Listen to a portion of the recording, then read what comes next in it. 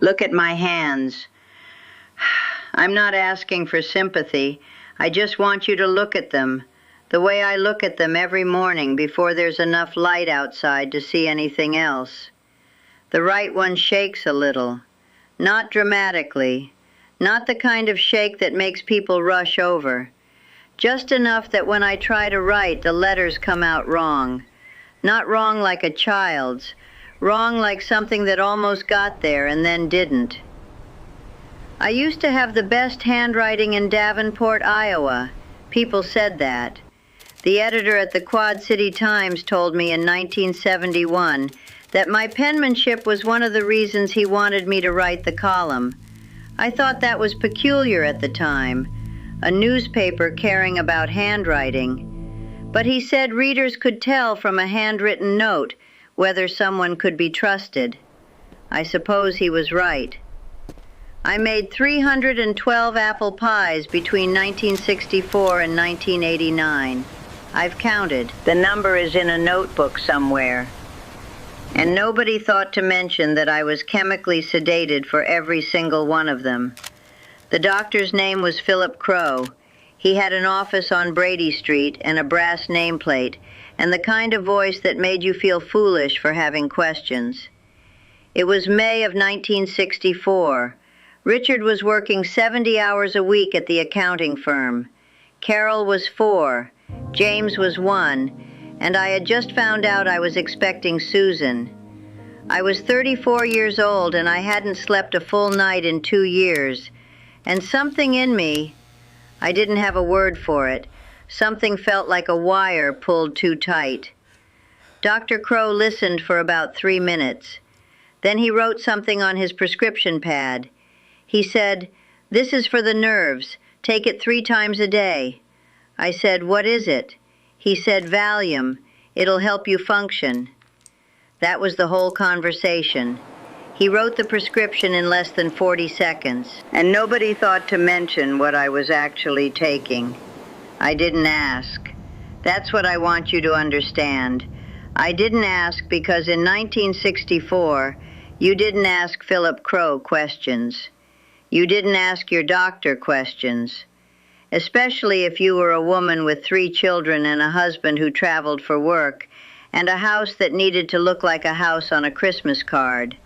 You took the prescription. You said thank you. You went to the pharmacy on the corner of Locust and 4th, and the pharmacist put the little yellow pills in an orange bottle, and you drove home and made dinner. His name was Dr. Philip Crowe, and he said it was for the nerves.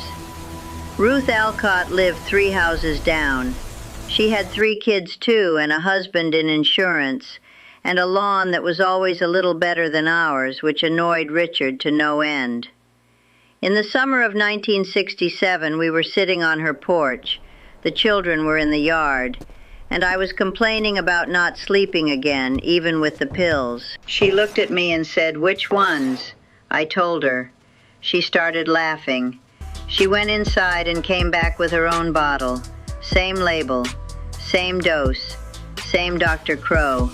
We laughed about it. Isn't that remarkable? We sat on that porch and laughed. 2 women in their mid-30s raising 6 children between us, both medicated by the same doctor with the same drug that neither of us had asked about, and we laughed. Because what else do you do? The alternative was to think about what it meant. And in 1967 in Davenport, Iowa, you didn't think about what it meant. Ruth Alcott died in 2011, liver failure. She had been taking them for 40 years, too. Nobody mentioned that connection either. The column started in March of 1971. Dot's Kitchen, Tuesdays and Fridays, page C4. I wrote about pot roast and peach preserves and the correct way to fold a pie crust. I wrote about my mother's recipe for buttermilk biscuits and what to serve at a potluck when you don't know if they'll be vegetarians. I wrote it every week for 18 years. People collected the clippings. I have a box, a wooden recipe box my mother gave me in 1959, the kind with the little brass latch, and in it I kept copies of every column I wrote. 312 of them, one for every week, give or take the weeks I was sick or the week Richard's mother died. I also kept the reader letters in a separate box, more than 200 of them, from women all over the Quad Cities who wrote to say that my recipe for lemon squares saved a church bake sale, or that my pot roast became their Thanksgiving tradition. I read them sometimes in the evenings when the house got quiet. What I did not do at any point in those 18 years was stop taking the Valium. Dr. Crowe retired in 1981. Dr. Morrison continued the prescription. I saw Dr. Hayes from 1995 to 2008, then Dr. Okonkwo until 2019. None of them, not one, ever asked me why I still needed it.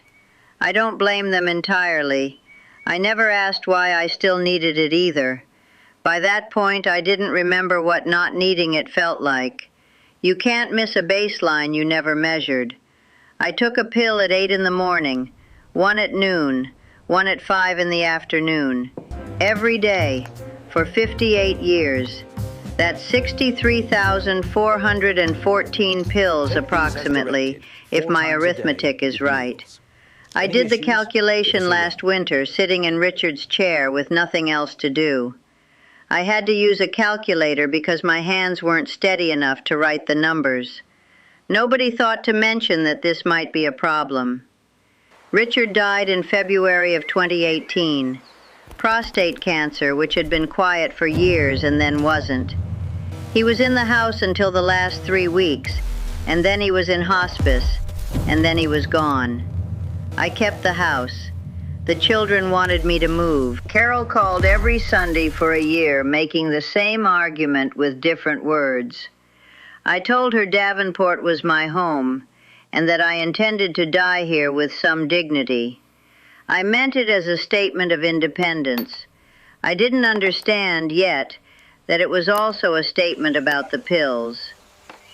The new doctor's name is Dr. Anand Patel. He's 34 years old, the same age I was when Dr. Crowe wrote that first prescription. I don't know if I find that ironic or just peculiar. It was September of 2022. He had reviewed my records thoroughly. I'll give him that. He sat across from me and he said very carefully, "Mrs. Hargrove, I see you've been on diazepam since 1964. That's 58 years. We need to discontinue the benzodiazepine." I looked at him. He said, "We'll do it gradually, but at your age, long-term benzo use increases fall risk significantly, and there are cognitive concerns we should." I said, "Philip Crowe told me it was for the nerves." He paused, and then he explained very gently what Valium actually was. What benzodiazepines do to the brain over decades, what withdrawal looks like after 58 years of daily use. He used the word dependence. He was kind about it, but he used the word. I was 72 years old. I had written 312 columns. I had raised 3 children. I had buried my husband. I had been a known figure in this city for 30 years. And I was sitting in a medical office in 2022, being told for the first time in my life what I had been taking since 1964. Nobody thought to mention it sooner. The withdrawal took 14 months, 2 convulsions, one in October, one in November of 2022. The second one is when Carol found me on the kitchen floor. She drove 3 hours from Des Moines. She sat with me at the kitchen table and she asked, "Mom, why didn't you tell me?" I didn't know what to say. I told her the truth, which is that there was nothing to tell. I hadn't been hiding anything. I had simply been taking a medication that 3 doctors in sequence had refilled without comment for 58 years, because a 4th doctor in 1964 said it was for the nerves. There was no secret. There was only a prescription that nobody had ever thought to question. What I felt in those 14 months was not what you'd expect. It wasn't pain exactly. It was more like I had kept a very organized recipe box my whole life. Every card in its place, every recipe indexed and legible. And the withdrawal was someone picking up that box and turning it upside down. The recipes didn't disappear, they were still there, but I couldn't read them, because the handwriting was mine, and my hands were shaking. I sit in Richard's chair now in the mornings, not mine, his. The fabric on the armrest is worn through on the right side where he used to drum his fingers while he watched the news. I haven't had that reupholstered. I'm not sure why. I look at the garden until there's enough light that I can't see my own reflection in the window glass. This sounds melodramatic. I don't mean it that way. It's practical. The woman in the glass in the dark before dawn looks like someone I don't recognize. Not because I've changed, because I've been this woman for 76 years, and for 58 of those years there was a small yellow pill that was doing a portion of the work of being her.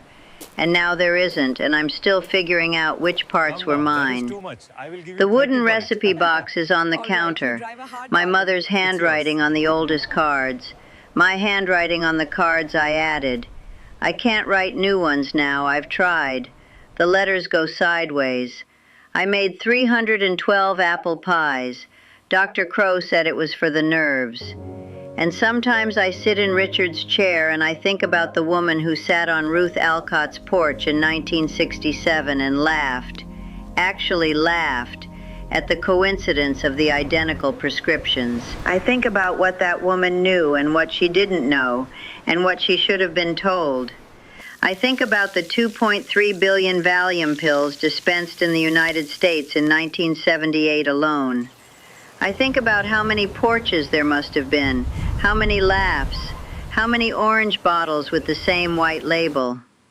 I think about what Dr. Patel said very carefully in September of 2022. And then I think about what Dr. Crowe said very quickly in May of 1964. 2 sentences, one from each end of my life. And I think about all the years in between, and all the apple pies, and the column, and the reader letters, and the children, and Richard, and the handwriting that everyone said was so trustworthy.